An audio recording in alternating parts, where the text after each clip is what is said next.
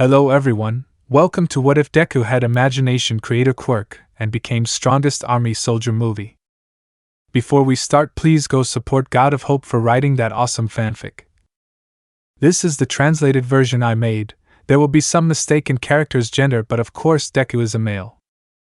Izuku, thanks to his mother and the support of his father, understood that the world does not revolve around heroes, and just as his father is a soldier serving in the Jietai, Izuku also wanted to be one. Thanks to the quirk he has, he will become the best soldier, and the most feared by those who want to harm both his loved ones and his country. A new dream. You should give up, kid. Those 3 words were what started what would be something different in this story. Izuku, along with his mother Inko, went to the doctor to find out what kind of peculiarity the little 4-year-old green-haired boy had. His dream was to be a hero. But that doctor ended up breaking it. Doctor, what are you referring to? You said he had a quirk? That's right, ma'am, but that quirk is totally useless since it can only create energy objects, and those objects depend on your son's imagination and will, and you told me that he is very cowardly. I told you that he has a hard time talking to people. My son has been having problems with abuse and you tell me he is a coward? The woman was angry. That's right. Ma'am, your son should give up on his dream of being a hero and accept that he won't achieve anything because he's a coward. Now please leave, I have more patients to attend to and don't waste my time. The woman was furious with the doctor who dared to say harsh words to her son. She stood up wanting to slap him for what he said, but instead she took her little one's hand and walked away. But not before using his quirk to pull a painting off the wall and have it fall on the doctor's head. Hey! Don't get up, pig. And with that satisfaction he left there. A week passed where the woman made dinner.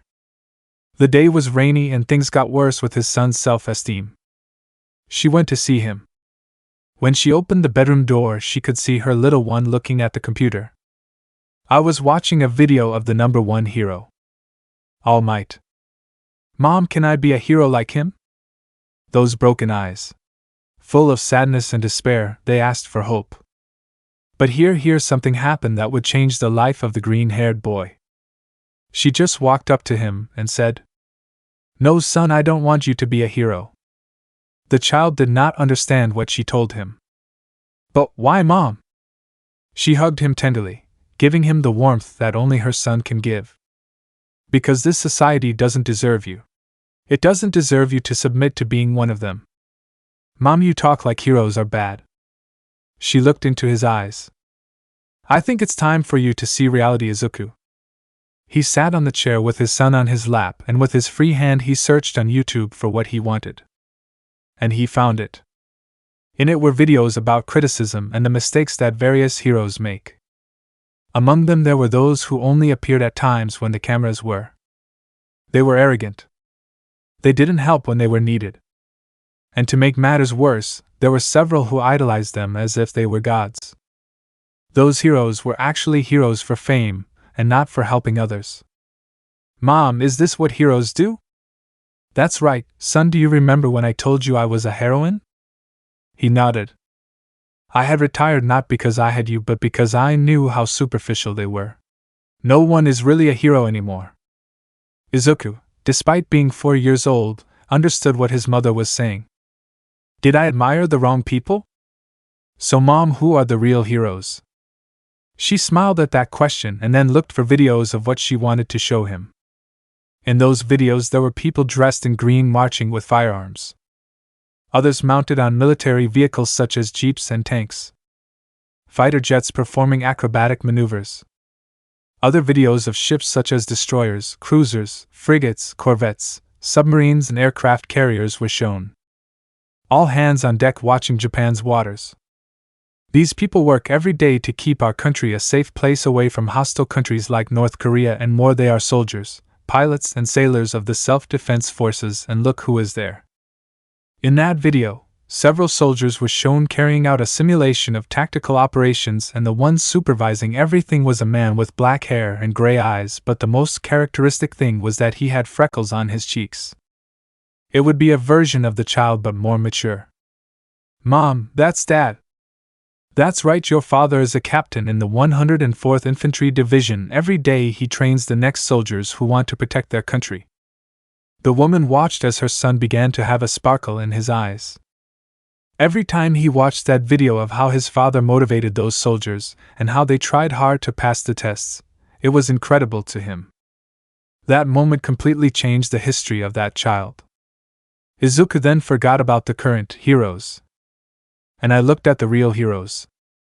On the internet, I was looking for information about several war conflicts: the Korean War, the Vietnam War, the Six-Day War, the Yom Kippur War, the war in Afghanistan, the Falklands War, the Iraq War. But there was only one that caught his attention: World War II. In that war, not only had several things been created, but also tactics and advances in technology had made great leaps. In that war there were heroes and legends who did their part. The Inglorious Bastard, the Ghost Army, the Red Guard, the Kamikaze, the crew of the Bismarck, the Red Tails, pilots, tankers, soldiers, sailors. They all fought for their country. And they died for their country. In Izuku's eyes, they were heroes in their own way. While that was happening, Inko was talking on the phone with someone. "Hisashi, how are you?" Here training new recruits. "I must say they are more motivated every day, and tell me, how is Izuku?" He awakened his quirk, but the doctor told him to his face that he wouldn't be fit to be a hero and talked about him as if he was a waste of time.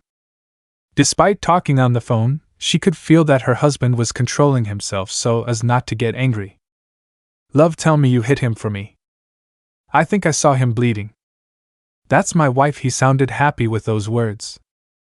"You married a very spiteful woman, darling." She smiled very mischievously. "I know, and that's what made me fall in love with you apart from other things about you. And tell me, what does he do now?" He had asked me if I would ever be a hero, but I showed him the truth about them. The reality that you decided to leave behind. Now I would like to be with you so I can tell you how much I love you and that I support you in whatever you want. Honey, I showed Izuku what you do and what everyone in the self-defense group does. He was amazed, and I think he admires you more than he already did. So if you decide to enlist, I will gladly train you. You would become a great soldier or a great general. I want you to come. Maybe we can make Izuku a little brother. She spoke with love and some desire in her voice, making the captain already want to go home. "In a week I will come home to be with you. You don't know what I will do when we are in bed. I'll wait for you here, love." 2 days passed. Inko watched as her son played, not at being a hero, if not to be a soldier. But one day, he saw how he used his quirk to create something. It was something similar to a firearm. And something even more incredible was that it was fired by breaking a vase. Izuku had apologized, but Inko looked at what he had done not with anger, if not with satisfaction. That doctor had made a mistake with his son. He asked Izuku if he could do other things with his quirk, and he did. He created a small Japanese tank the size of a car for children. A Type 04 cheetah tank. His quirk was good by the standards of well-trained eyes like Inko. It was very useful in combat situations. That quirk, Izuku had shown it in kindergarten, something that caught everyone's attention, but one person didn't like it. Katsuki Bakugu. He challenged him to a fight, and let's just say it didn't go well since Izuku didn't want to fight. And after Bakugu's insistence and constant explosive attacks, he received a bullet wound in his shoulder, causing everyone to look at him in fear. Since the 4-year-old green-haired boy created an Onyx Green Colt 1917 pistol. There was an argument and more with Inko, who had to listen to her friend's complaints, but she also complained about how hers hurt Izuku. That day, after 3 hours of discussion, "You were the best heroine, Inko. I still don't understand how you could leave everything for that soldier. Hisashi didn't force me to stop being a hero. I told you many times that I hated heroes because they are just disgusting humans. That's the society we live in now, damn it. Accept it. Your son and that fool only made you weak. You were among the best." "Shut your mouth, Mitsuki. And let me tell you something, It's this damn society that makes your son arrogant. At this rate, he'll become an idiot. The Inko I knew would agree with me. Since we were friends, I always had to agree with you even if I didn't really, and you never agreed with me. Because that's how we were. I was the best, and you were the one after me. We are not the same as before. I saw the reality, and I want Izuku to be far from being what society wants. Besides always doing what you always wanted. You wanted our children to be friends, and the truth is I never forced my son to be friends with the one you have like a time bomb. Now if you are not going to apologize for what your son did to mine all this time, then I think our friendship ends here. Whatever you want, anyway, I think our friendship ended the day you married that damn soldier. She was very angry and disappointed with her friend and left, leaving Inko, who was not at all sorry about her decision. She always supported Mitsuki in what she did, and what she wanted. If she didn't support her, that kind of friendship wasn't worth it. She went to her son's room and saw him still holding the gun in his hand. He still looked emotionless, keeping in his mind what he had done. Since those children had called him a murderer. My baby? Are you okay? She approached him and hugged him. Mom, I almost killed Koch and they called me a murderer, am I one? He looked at his mother, hoping to know if what he did was right or wrong. She answered him. You defended yourself, my baby. You no longer accepted that he hurt you. I know that some will tell you that what you did was wrong because they will take his side, but remember that your father, and I will be there to help you. We will always love you. Those were the words the boy wanted to hear from her, that his own mother would not see him as a murderer. He had a skill and he wants to use that skill to protect and help. The week is over and here I am, family. The older Midoriya had already returned. He greeted his wife with a loving kiss. And to his son with a big hug. They talked about many things and Izuku asked his father questions about his work. It must be said that I was amazed by what the Japanese military was doing. Izuku showed his quirk to his father, and now he was impressed. Since it should be noted that Hisashi Midoriya's quirk was one called Energy Maker.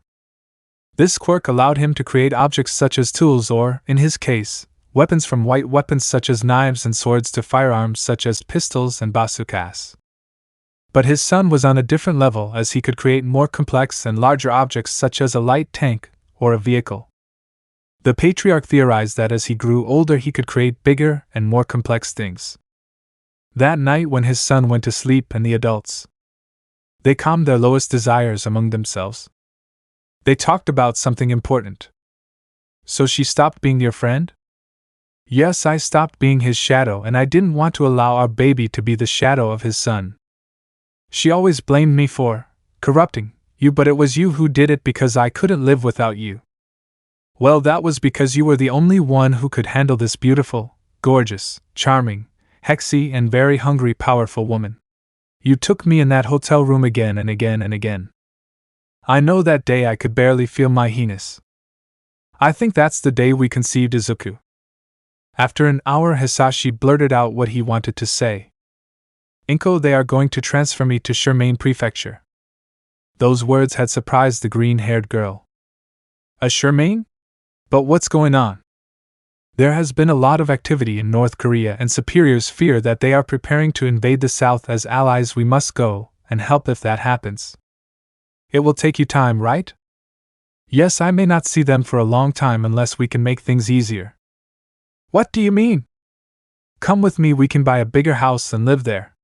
Izuku would have new friends, and I could also train him if he wants, not only to learn to control his quirk but also to be a soldier.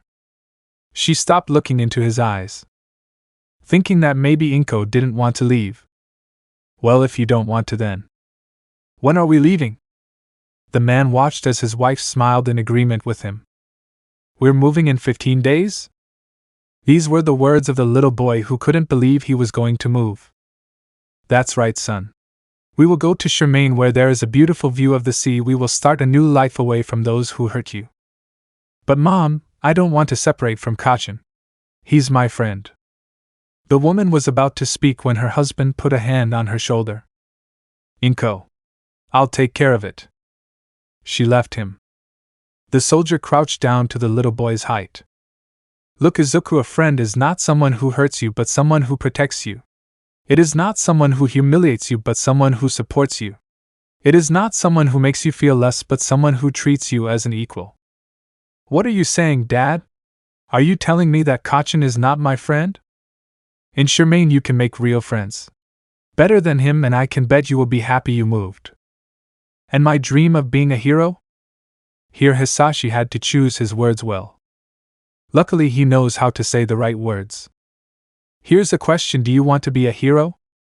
If Izuku had been asked that question before, he would have answered yes. But after seeing the reality that his mother had shown him and also seeing how they idolize and favor those who have powerful quirks, he realized several things. Izuku had to be someone who attracts attention, and he honestly doesn't like it. He should be a model of propaganda and hates lying. You would be exposed to public opinion, and you really don't want to be criticized for even what you don't like. Being a hero today was being a slave to fame and hypocrisy. His father, seeing his little son's look of doubt, just smiled at how he was taking things. Consciously and maturely. I don't know, Dad, but I want to protect everyone, my whole country. Hisashi was already happy for his son. There's only one way you can use your quirk, but that requires doing things you don't want to do, but that have to be done. It won't be a walk in the park, son. But I can assure you that in the end it's worth it even so. Are you sure?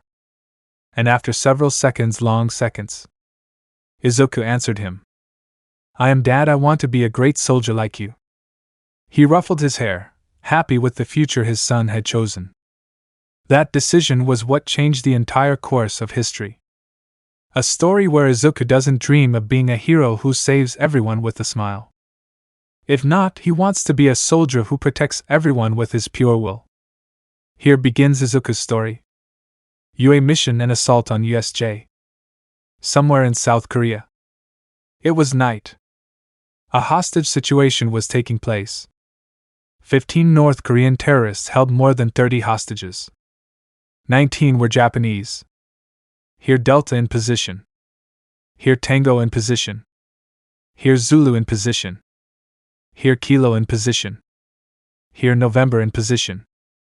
Here Bravo in position. This is Alpha. The negotiations have ended in a stalemate. On my signal, cut the power, and let's go in eliminating the targets. There are civilians, so be careful where you aim. Yes, Lieutenant. After about 20 seconds. Now. After a few seconds the lights went out, and 7 people in black clothes sneaked in through the windows. In each room they eliminated every terrorist they found. Some were unable to react. Others were eliminated without even knowing who it was. But in a large room where the building's dining room was, the hostages were sitting on the floor. All with vests full of explosives, afraid to look the terrorists in the eyes. They were guarded by 6 who had AK-49s and armored vests. One of them had nothing but the detonator that was sensitive to touch. They spoke in Korean, as it seems that their companions who were watching the surroundings did not respond. And after the door, someone appeared. And with great speed a katana made of emerald green light had cut 5 of them in a matter of seconds. Stop! If you kill me they will die. The subject stopped. Okay, I want my money now. In the situation you are in, you only have 2 options. Either you surrender peacefully or something much worse. I'm in charge, so don't come and tell me that nonsense. The negotiations were not going well, and that soldier did not want to kill him, so he came up with something. You say the detonator is touch sensitive, right? Well, I just have to take care of that detonator. Didn't you hear? I'm going to blow everyone here with you. What the terrorists didn't expect was this. No, my friend, you already lost. A shot rang out, and that shot went through 3 walls until it reached the terrorist's hand, and that bullet ripped the hand off the wrist, and Izuku jumped to prevent the finger from coming off the button. Ah! And quickly a gun made of green energy shot the terrorist in the forehead, killing him. Report. Kilo cleared. November clear. Zulu clear. Asterisk Tango clear asterisk. Bravo clear. Delta clear. This is Lieutenant Colonel Midoriya. Mission accomplished. South Korean police helped hostages out of the building and forensic experts carried away the bodies of terrorists. In a riot truck were the 7 men who took off their balaclavas, including the one who is the leader of that unit. 14-year-old Midoriya Izuku was trained by his father from the age of 6 to join the ranks of the Jietai. But a general looking for volunteers for a military project had seen the boy's potential, especially because of his versatile kozai, which makes him a multi-purpose soldier. Izuku, along with an assigned squad, had become one of the most sought-after elements of the Jietai infantry. And that was when I was 14 years old. All his colleagues congratulated him. They were adults who had begun to admire that boy who guides them as a true leader. Now everyone was resting and he took off his gloves and tactical vest. He had to make a report to his superiors about the mission that was a success. After several hours of flight where the military plane landed at the base, he and his team went down to take a well-deserved rest. Izuku instead went straight to the major's office, where that elder was none other than his father. Mission report. The mission was a success, sir. The hostages were saved and relations with South Korea are still strong and stable. I'm glad to hear that. I want you to take a week off, soldier. Go home. Your mother wants to see you and get ready because I'll give them some news tonight. Yes, sir. As you command. He left. The whole conversation was professional. Izuku had arrived home where he lived with his mother and with someone special. Tadaima. Okarinasai Oni-chan. She was a sweet girl who had turned 10 years old. Her hair was black and straight like her mother's. She was a total brocon who loves her older brother very much and didn't like girls making advances on him. Hello, Izumi-chan, where is Mom? He asked while touching his little sister's head. He's in the kitchen. He says that Dad will give us great news tonight, and he wants to make dinner. Okay, I'll go see her. When he went to the kitchen, he found her there. She hadn't changed much except that she now had a curvy figure because she dedicated herself to exercising. There have been cases where she went to the base to visit her husband and son, and several recruits had thrown compliments at her, and then stood guard at the flag for more than 12 as punishment from Major Midoriya. Many of the superiors congratulated Patriarch Midoriya for having a beautiful woman as a wife. Son, I'm glad you came back. We saw what happened. I'm glad you saved those lives. We were just doing our job, Mom. Anyway, you know what Dad will say tonight. I know, but it's classified. He sighed as he saw his mother's charming smile, knowing that he wouldn't get any information out of her. So he left the matter aside. Already in the evening, when his father had arrived, dinner had been served and the family of 4 began to enjoy the dishes that the matriarch Midoriya had prepared. When it was already over. Family, there's an announcement I am going to make. What is it, Daddy? Asked the girl who was the man's princess. Well, it turns out there have been threats and attacks on hero schools where it is said that they were terrorist acts by some North Korean infiltrators or something deeper. The High Command and Intelligence believe that these attacks point to the fact that they want to intimidate one of the most famous and prestigious schools in Japan. The UA? Exactly, honey. Some of our most veteran elements were offered to do surveillance work, but intelligence believes that there may be a spy infiltrated in the facilities, so they recommended an element that was the age of the students to be able to blend in and find the spy. The news was not pleasant for the women of the house. Honey, tell me Izuku wasn't chosen for this. Honey, I tried to give them other recommendations, but they said no since he was the only one who was their age. Apart from that, the director of UA requested it personally. Inko cursed that director since she knew him well. That damn rat. When am I leaving, Dad? You will leave in 2 weeks so you can rest, Patriarch Midoriya had said. No! I don't want Oni-chan to leave! The girl screamed with tears in her eyes and hugging her brother. The green-haired boy understood that for his sister he was her hero. So he put a hand on her head to lovingly caress her. Calm down, Izumi-chan, I'll be fine. But I don't want some girl to take you away from me. You're my brother and I don't want to share you. Both parents always smiled when they saw how the youngest was with her older brother. That night and for the next 2 weeks, poor Izuku couldn't separate himself from his cute and sweet sister. But he still loved her and wanted to protect her just like he protects his country. Well, he is a soldier at heart. 2 weeks passed and the poor 14-year-old boy had not been able to separate himself from his tender sister, although it is not as if he was complaining. Now he had his bags packed where he was going to go to UA and live there since dormitories were made for his students. He was saying goodbye to his family. "I'm sorry your team couldn't come, son. There was a surveillance mission in Aomori due to you know what." "It doesn't matter after all, I'll see them sometime, right?" he asked, not worried about that. "Poor Erika isn't going to like that you're not here when she gets back." He knew what his mother was talking about, and it's no wonder. Erika and he have been friends since they enlisted in the Jietai, and she has had a great affection for him. But now I didn't want to see her angry. As the train arrived, they said goodbye, and without further ado he boarded it to leave, although he said goodbye to his little sister from the window, hoping that his mission doesn't take long since something he doesn't like is not being with his family. Both parents, however, watched from the station as the train left, but they also hoped that their son would return. Not with a girl who is 9 months pregnant, because yes, the same matriarch will cut off his penis if he does that. I had arrived in Mizurufu, one of the cities in Shizuoka Prefecture near Tokyo.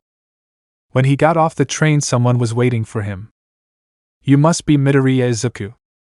"And you are?" He shook hands with the young blonde man. "I'm Togata Mirio, and I was assigned to escort you to the dorms." They both got into a car and the young man named Mirio drove through the streets. There was silence in both. "Edo, and is it true that you are a soldier?" "I'm just a lieutenant colonel. I was assigned to carry out surveillance duties as a student as an alibi. Surely you must have been informed?" "I am, and what does it feel like to be a soldier and be on all those missions? It must be great, right?" The green-haired boy hadn't spoken upon hearing that question. "Have you ever had to kill someone?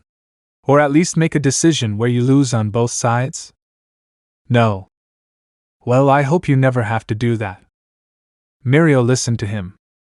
"Because when you have your platoon, and you are in a difficult situation, you only have 2 options, the bad one and the worst one."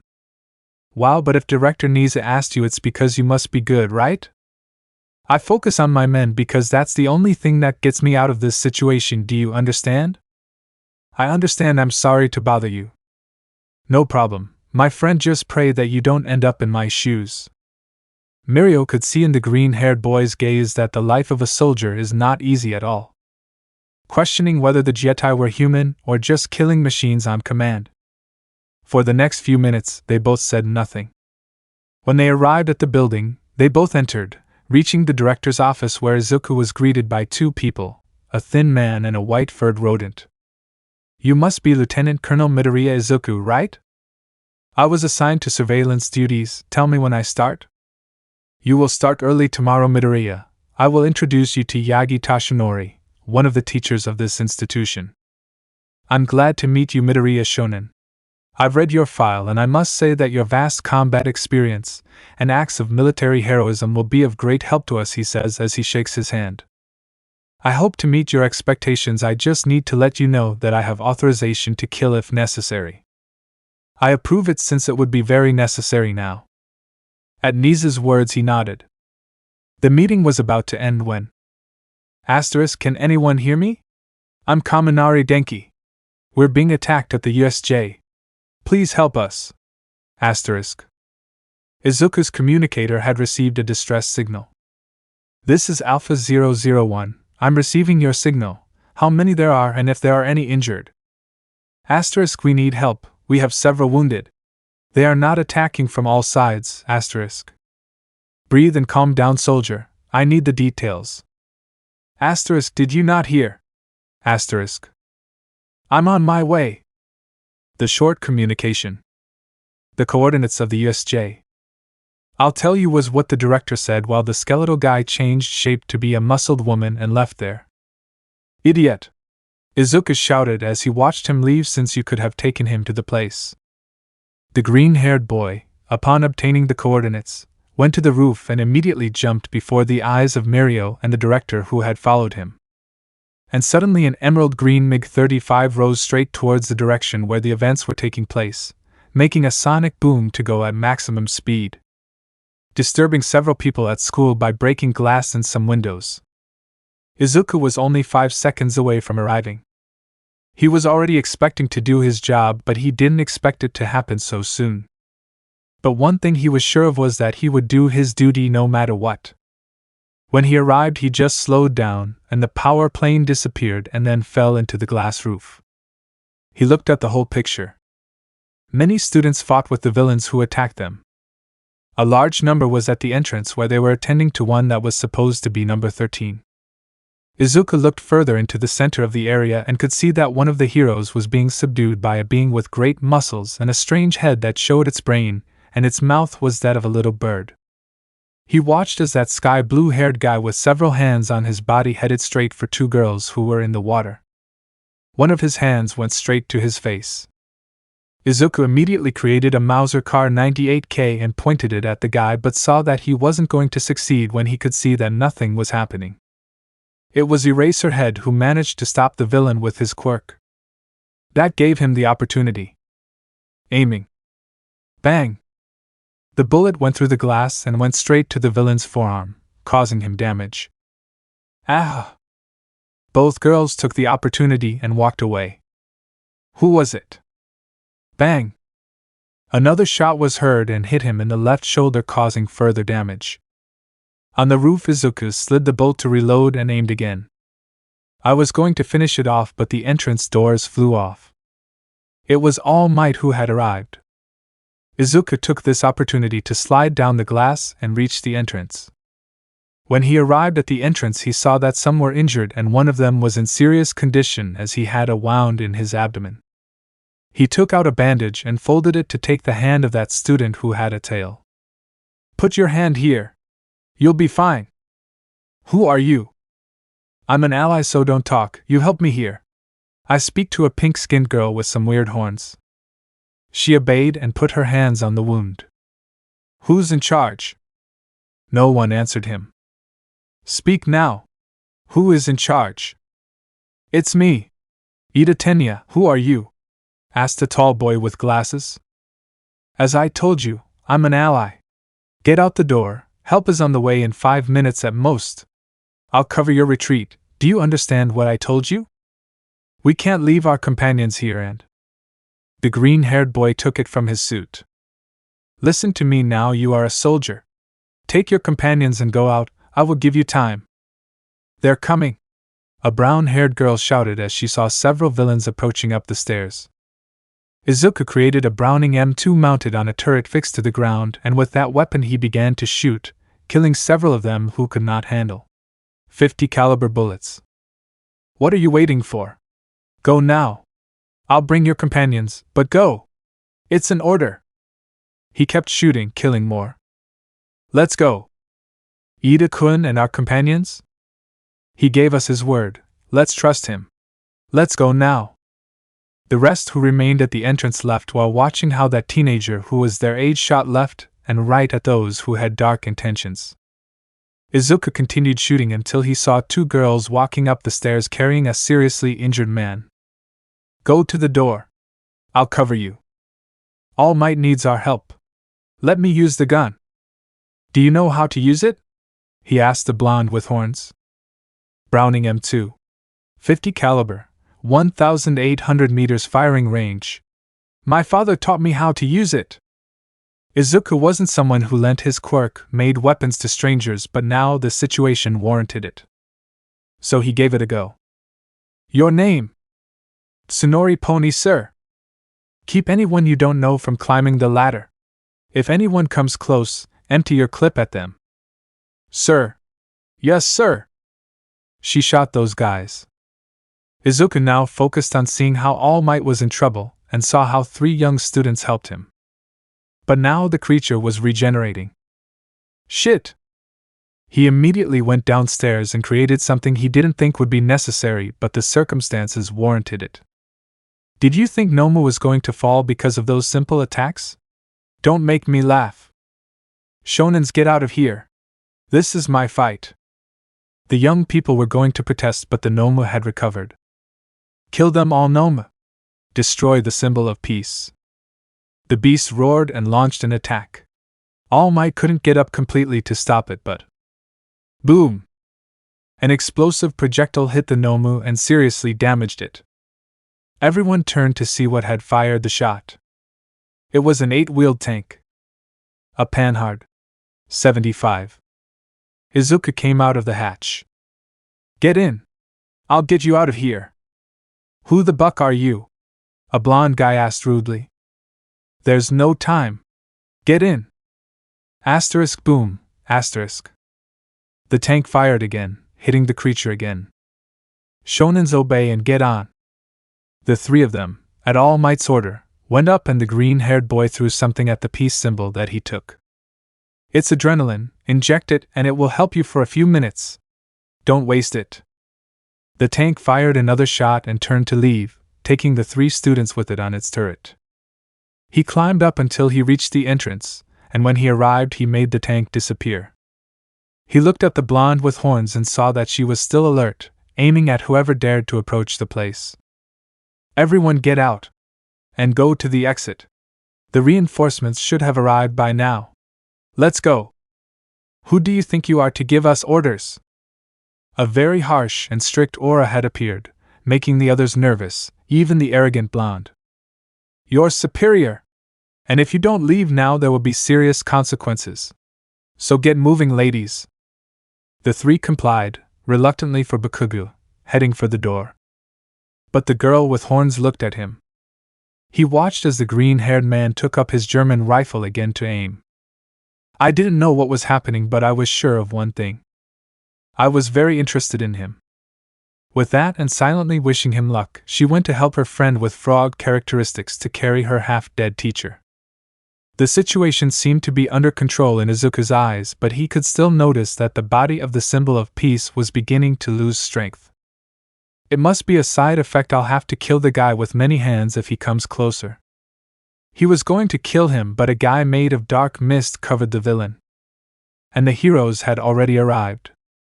The villain not only looked at All Might but also at Izuku, who was still aiming.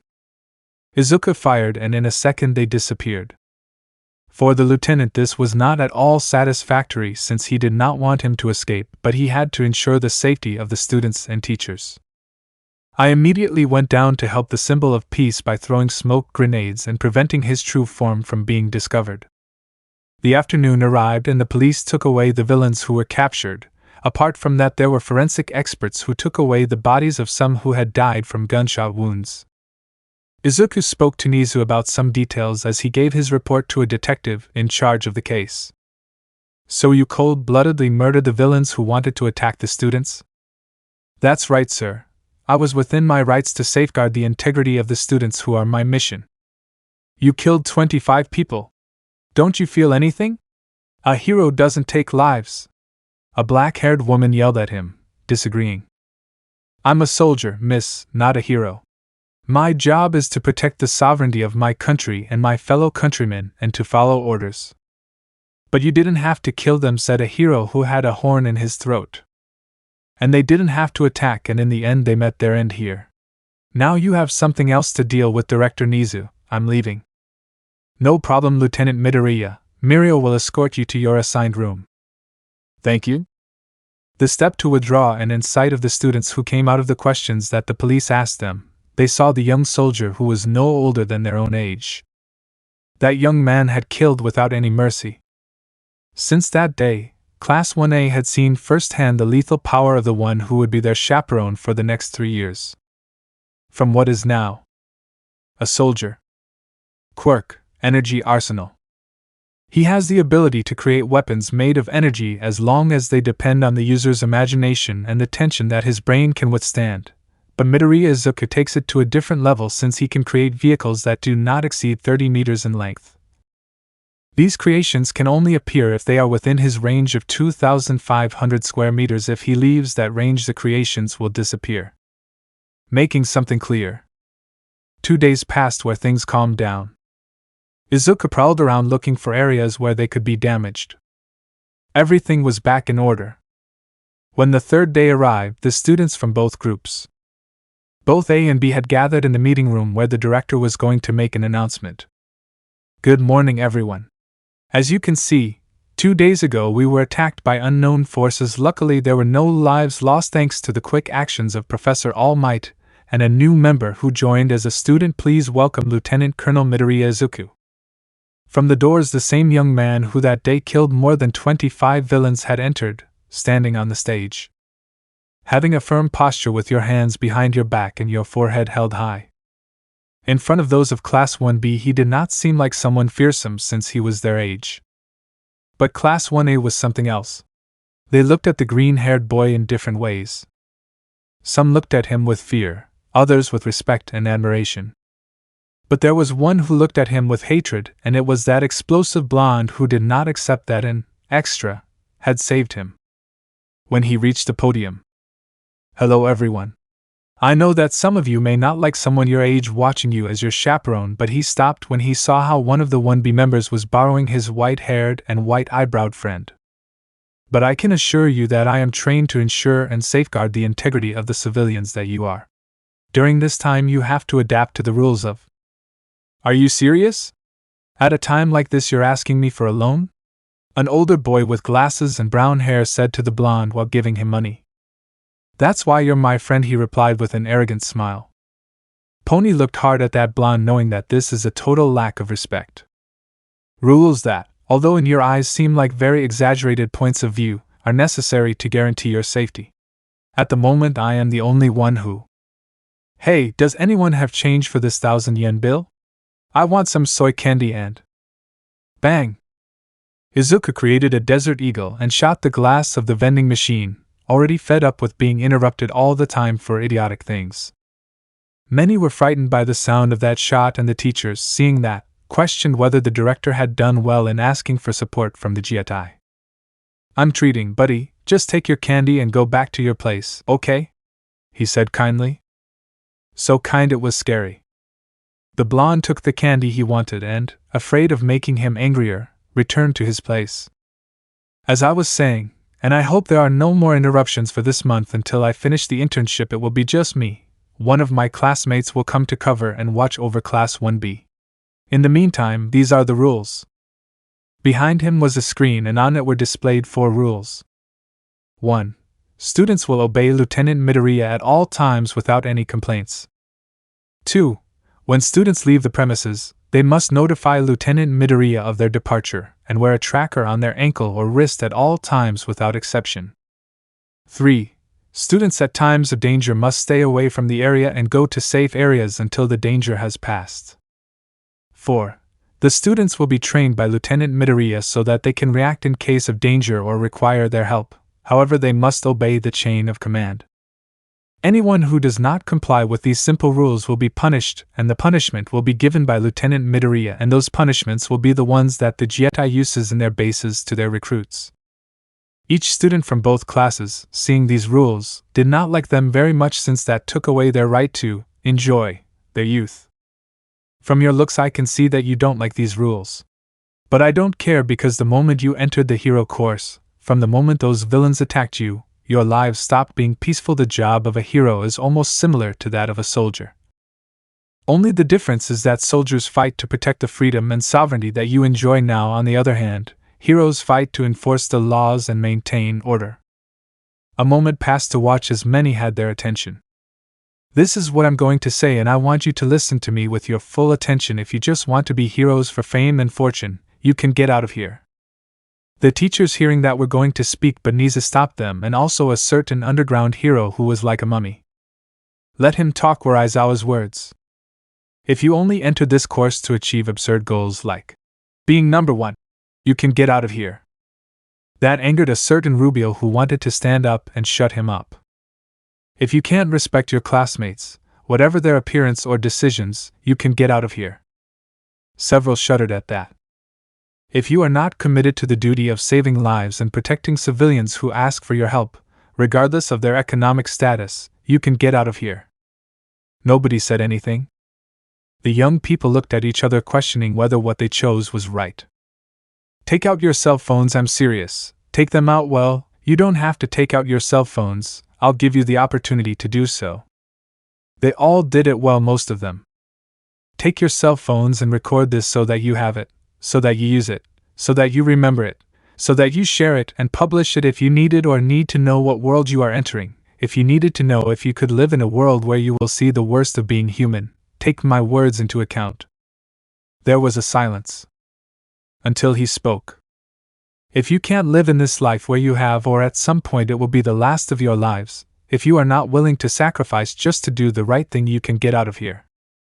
After those words there was another silence. And just as Izuku was about to step down from the stage, someone raised their hand. That someone was a girl. I want to go. All the students looked at her, especially those in 1A. What is your name, miss? Hagekure Toru. I don't want to be in this class, please, I want to go. Toru, don't you want to be a heroine? A pink-skinned girl asked her secret friend. You throw everything in the trash, Toru. Why? The same boy with the tail asked him. You are not only an extra but also a coward, that explosive blonde spoke, looking at her with disgust. Shut up. This is none of your business, you walking grenade. Pony yelled at him for the way that Muslim spoke to her friend. What did you say to me, you bucking horny hitch? He threatened her. Several more asked, and others complained about that decision that he made. Bang, bang, bang! Everyone fell silent as Izuku fired 3 shots at the ceiling with his Desert Eagle. I thought I made it clear that if you can't respect your classmates, you can get out of here. And that includes your decisions. Miss Hagekure, is this what you really want? She moved her body in agreement. Let me tell you that you have my respect because it takes courage to decide what you really want, and not what society itself imposes on you. There won't be any problem, right, Director Niza? There is none. She will be transferred to General Studies, and we will give her position to someone who has the necessary attitudes. Thank you, everyone. Give him a round of applause because he deserves it. He applauded, and then more began to applaud his partner, who only cried with happiness at being able to be what she really wants, and not what her parents wanted her to be. For Hagekure, it was finally having freedom. Time passed and the transfer papers were made, where Hagekure was now a general studies student, and one of them named Hitoshi Shinso had entered on Aizawa's recommendation. Then the announcement of the sports festival was made, which would be in a month and not in 2 weeks as had been scheduled. This was thanks to Izuku, who recommended postponing the event so that it could be coordinated with security, and also to render the intelligence strategies of the Alliance of Villains ineffective. Izuku, along with several police officers and heroes, managed, thanks to anonymous reports, to search places near the event site or possible strategic points that could be used by that criminal group. The result was 18 arrests, and 10 killed because they resisted. Within a week everything was in order, and now Izuku was riding an ATV with an FX-05 and a Glock 17 on his back. Not to mention the other weapons he brought with him and are stored in a house he has between the 2 bedrooms. When his shift was over, he watched as the students left class to go to their dormitories after a week of training for the sports festival. He kept an eye on everyone and has not been able to find the alleged spy yet. One of the students had approached him. Lieutenant Midoriya. Good afternoon, Senatori-san. I hope you haven't had any problems in your training, he asked, referring to his teammates. We haven't had any problems, Lieutenant. Today I'll take out the FX-05 and the Glock 17. I'm still surprised that you know about weapons. As I told him that day, my father is a 3-time sports shooting champion and also has a large collection of weapons, although he never let me use my favorite, which is the Benelli M4 Super 90. Mine is the SV-18. Its caliber is so powerful that it can penetrate concrete. I know it's a .50 caliber after all.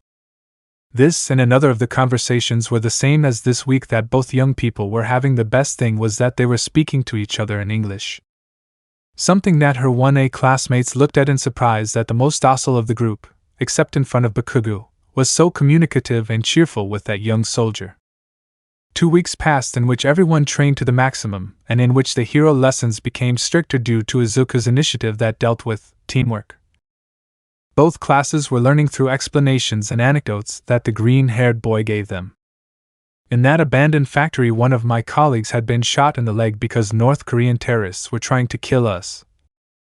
South Korean reinforcements would take a while to arrive, so I ordered my team to secure the perimeter. It took us 10 minutes to complete the mission, but let me tell you something, when you are fighting for your life you feel like time is going slower than it should. One of the Class B raised his hand. Tell me, Tetsu, is it true that North Korea could abandon the armistice and return to war? There was silence in the place. Izuku didn't know what to say to them until he spoke. I'm not going to lie to you. Their dictatorship regime has been too aggressive, but I don't think they're stupid enough to go back to war and want to unify Korea under the strict communist regime. But if that's the case, we're going to respond to help them. So you're going to go to war? Asked a girl with black hair tied in a ponytail. It is my duty, Yayorosa-san. I swore to protect the sovereignty and interests of Japan. The students had thought about what he said. If war breaks out and North Korea wins, then Japan would be next to invade or bomb with nuclear missiles. They fear they will be called to war. War is something they never want to see in their life. The month was completed and the sports festival was going to start tomorrow. Izuku had trained ponies since she was the only one out of everyone who had asked him for help with her training. The others did not feel comfortable with the young soldier. They were now resting as Pony used her quirk and physical abilities in evasion and tactical strategy. Izuku gave him many tests in which he passed all of them, letting him know that his training was bearing fruit. Both sitting on the green grass drinking a bottle of water. Tomorrow is the sports festival. I trained for this, but I'm very nervous. It's understandable. Several hero agencies will be watching and looking for talents. If you stand out tomorrow, applications will rain down on you in droves. I know, have you been through this? Is there any advice you can give me? Well, Tsunatori-san, my only advice is this: don't try to stand out, try to get there and focus on your skills and your teammates if you have to work as a team, since that is the only thing that can get you out of any trouble. So I should take this as a mission? If you want to see it like that, well, that's fine. She smiled at him and got up from the grass and offered him a hand to stand up. He accepted. Thank you for your training, Midoriya-san. I promise that if I win I will dedicate my victory to you. You don't have to do it, Tsunatori-san. Midoriya-san, can I ask you something? Whatever you want. If it is in my power, I will grant it. From now on, call me by my name. I want to call you by yours. I want to be your friend. Izuku didn't know what to think about that. In all that time that he talked to her and got along with her, he never thought that she wanted to be his friend. And the truth is that it is strange to feel or behave like a teenager, since everything was missions and confrontations against North Korean terrorists. But now having a friendship with someone who is not part of her platoon or her friend Erika is something different but very welcome. Hence, he put his hand on her head, giving light and warm touches to the horned blonde. Request granted, Pony. I appreciated Izuku. For both of them this was the beginning of a tender friendship. And something else. In the bedrooms, already at night, everyone was in the living room talking about some things. Until something happened on television. Pony walked in with a bright smile. Pony-chan, you're back. Hello, Tsuyu. And now why is everyone gathered here? Asked the blonde. Something happened in Korea. A man from the north crossed the border into the south with his family. She went to the living room and the images were incredible. The truck crashed into a tree and the North Korean family immediately got out and ran to the border. The northern military began to shoot and that father of a family used a barrier quirk to stop the bullets, but he received damage since that barrier only protected his family. The man fell wounded just 5 meters across the border and the North Koreans returned to his side. After several minutes, the southern military quickly and stealthily removed the wounded man and took him to the hospital. To say that they were not surprised at all was a lie. The students were very surprised. My goodness, that man must be very masculine to leave his country knowing that they would kill him, said a red-haired boy named Kirishima Ejiro. He escaped from a kingdom full of darkness to go to a kingdom of light and freedom together with those he loves, recited a boy with a bird head. I don't understand. Why does North Korea treat its people like that? I've heard that in that place they dictate how much you should eat or what you should wear, said a boy with blonde hair and black streaks. Whatever it is, at least they are far away from there. On the border with China, those who escape are caught by the Chinese authorities and sent back to North Korea. Many say that they punish them or kill them, said a boy with tape on his elbows. It's obvious that North Korea is not a nice place to vacation, said a certain dwarf with purple balls on his head. Everyone agreed with him. Hey, do you think the North wants to go back to war? Asked a brunette with a tender blush on her cheeks. I don't know what to tell you, maybe yes or maybe no, let's hope it doesn't happen, said Yayorozu herself.